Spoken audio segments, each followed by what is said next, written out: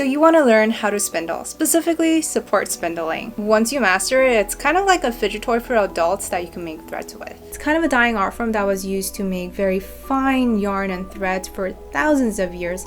In fact, it dates all the way back to the Neolithic era, where archaeologists have found traces of these spindles. Very famously, the Russian spindle is something that was commonly used to make Orenburg lace, which are these fine, delicate, magical, like floofy haloed lace that you would imagine elves to wear. And one of the main reasons why I wanted to learn how to spin my own yarn was actually to make a traditional Shetland wedding lace. It was said that these lace are so fine and delicate that you could pass them through a wedding ring. Visually, these are just incredibly magical and ethereal, and one of the biggest contributing factor of that is the fineness of the yarn, as well as the material. Quick disclaimer, I'm not an expert or anything. I just picked this up as a hobby a few months ago and learned everything off of the grandmas of YouTube and the internet. Here are the materials to get started. First, you need some floof, or the fiber source. Then you need a spindle. It can be as cost effective as making your own from a stick,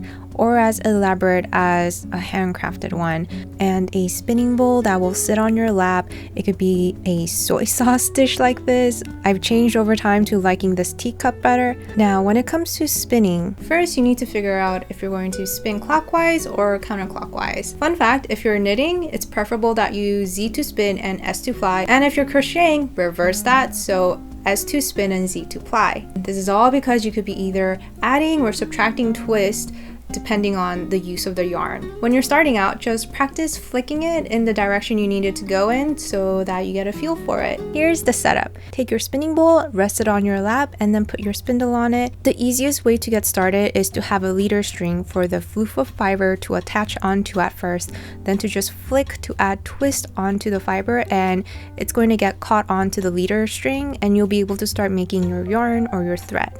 And with your fibers, you can start taking chunks off of it and start spinning it in chunks, but I like to keep it continuous by wrapping the braid around my drafting wrist, then pinning it onto itself. I just prefer this way because it doesn't break the flow very much. There's two different spinning methods. One is the park and draft. When I first started out, I used this method. It's great as a beginner's mode to spinning, where you just add twist and lay the spindle down, aka parking it, then moving the twist up the fiber source, aka drafting, and the rest of it is getting for the feel of the fiber to get the thickness you want. When you're just starting out, it's best to not use your nicer, artisanal, expensive spindles. Just use a very cheap or even a homemade one. As long as they spin, you're good, you're golden. You're going to be dropping them a lot. That's what I did. I dropped them so many times. They will damage very easily. In fact, I dropped my expensive ones, and that's how I learned that they will damage very easily. So when practicing, use your cheap one. Use the free ones that you can MacGyver up because they will get damaged. Second method is the continuous spinning. This is my favorite way because it's just so satisfying and also mesmerizing to just watch. I also think it's easier on the hand because I don't have to hold the yarn down with extra twists so hard as I'm drafting. The idea is you flick the spindle and draft at the same time, and this is done by having your drafting hands moving upward in an incline, and then the flicking hand, after you let go of the spindle, controls the release of the twist.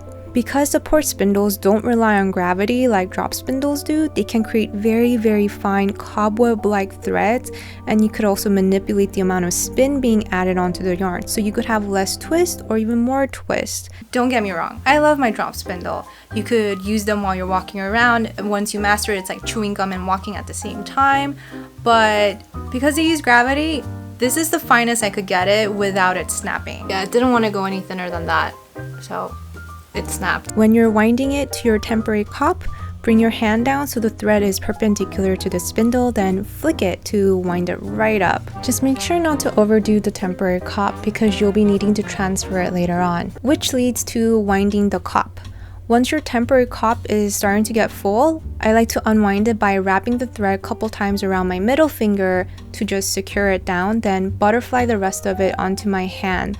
Then transfer that onto the main cup, which is where the thread is stored for the time being and becomes part of your spindle. You want your cup to have this ellipsoid shape where it's fat in the middle, because as it becomes part of your spindle, it affects the way your spindle spins. And because the weight of the cup starts becoming part of the tool you're spinning with, I take more care when winding this part up, so I do it more manually. You also want your cup to be tightly wound up so it doesn't unravel somewhere down the line and it's going to create a yarn barf. I know that you can wind it as if you're winding the temporary cup. I've seen people do that. I haven't mastered doing that part where it gets to a point where I like it. This one has almost about an ounce of weight added onto it, and it just spins a lot slower even though it's a Russian spindle. This is going to be with any spindles. The fatter it gets, the slower it's going to spin.